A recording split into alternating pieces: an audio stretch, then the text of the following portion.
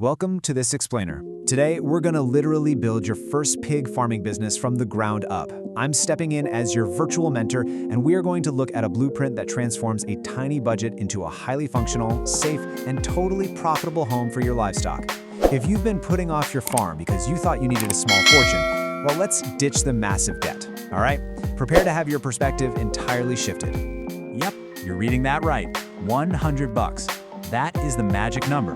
It's literally all you need to build a safe, strong, and well-ventilated home for your first 5 pigs. We're completely stripping away the unnecessary luxuries here and focusing strictly on what the animals actually need to thrive. So, do you think pig farming requires huge capital? A lot of folks do. They make the massive mistake of overspending on luxury buildings before they've made a single dime of profit. But actually, scratch that, I'm going to show you a much smarter way. You see, pigs do not need fancy concrete blocks or imported iron right out of the gate. They just need a dry, secure, and comfortable spot. Dropping thousands on a massive, empty structure is for sure the quickest way to end your farming journey before it even starts. Here's our blueprint for today. We're covering smart farming on a budget, the under $100 material list, designing the ideal pen layout, a step-by-step construction guide, and finally, maintenance to prevent diseases. Let's get into it. Starting off with Section 1, Smart Farming on a Budget.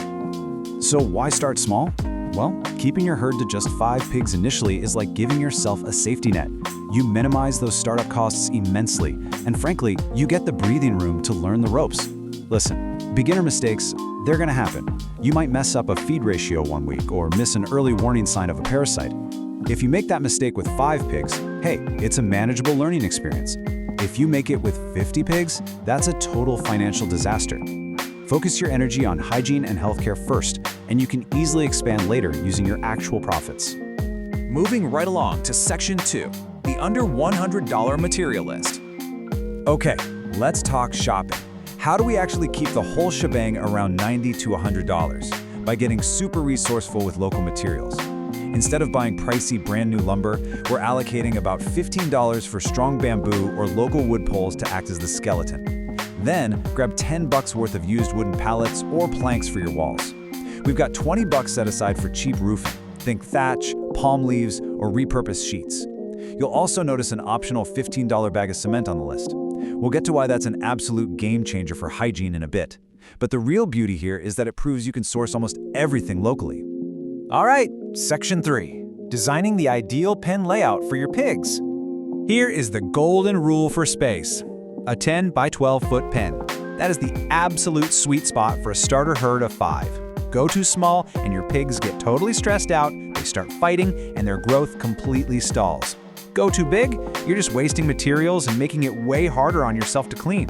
10 by 12 strikes that perfect balance. It gives them the exact square footage they need to coexist peacefully and hit that optimal market weight. Now don't just think of this as a big empty box. You've got to mentally divide this space into 3 distinct zones: sleeping, feeding, and waste. People think pigs are messy, but they're actually surprisingly clean animals if you give them the right environment. They will naturally pick a designated waste corner if they have the room. So if you set up the feeding area away from that corner and make sure their sleeping spot is elevated and bone dry, you're literally creating a self-managing hygienic system. It's brilliant. Next up, Section 4, the step-by-step construction guide. Grab your tools, let's build this from the ground up. First things first, location is everything. You want a spot that's flood-free with a slight natural slope. Do not, I repeat, do not build in a swampy dip where rainwater pools up. And yeah, make sure it's a reasonable distance from your house, because let's be real, farm motors are definitely a thing. Once you've found that perfect sloped spot, grab some sticks and rope and map out that 10 by 12 footprint. Oh, and remember to leave a little path around the outside so you can easily get in there for maintenance. Okay, time for the heavy lifting. You've got to anchor your corner posts deep. Never, ever underestimate a pig's strength. They love to push and root around.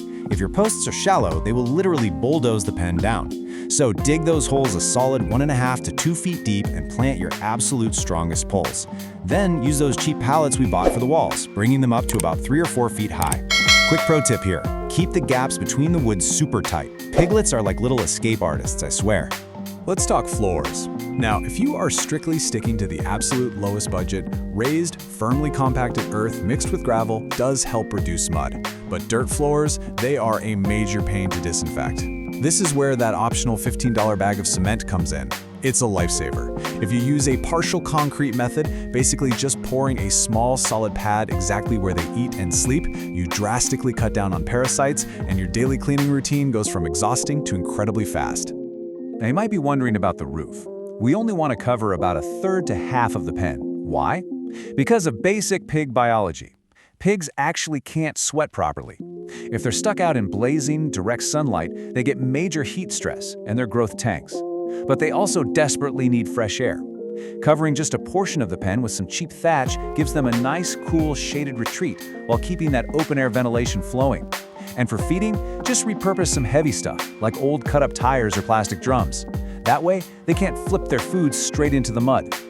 Okay, listen up, because this is the absolute golden rule of pen design. You must include a slight slope. Standing water is basically a beginner farmer's worst nightmare. Pigs make a lot of waste and spill a lot of water. If your pen is perfectly flat, all that moisture just sits there, turning the floor into this toxic, stinky soup. Let gravity do the hard work for you. A slight slope means every single time you wash the pen, the dirty water naturally flows right on out. All right, final section, number 5. Maintenance to prevent diseases. Let's keep those pigs healthy. You really want to avoid these classic beginner mistakes, because these are the exact pitfalls that run new farmers out of business.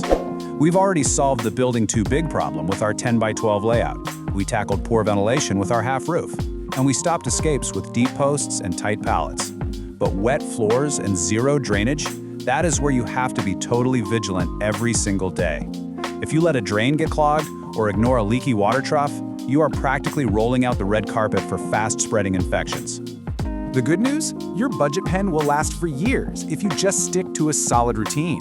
A low-cost structure demands high-quality management, so clean out that waste corner every single day.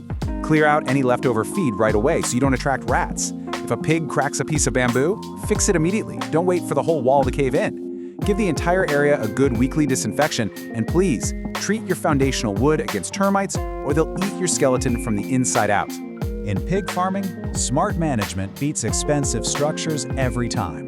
Start small, stay consistent, and keep that golden rule in mind. A simple, squeaky clean, well-ventilated space managed by a dedicated farmer is always going to outperform some million-dollar facility run by someone cutting corners.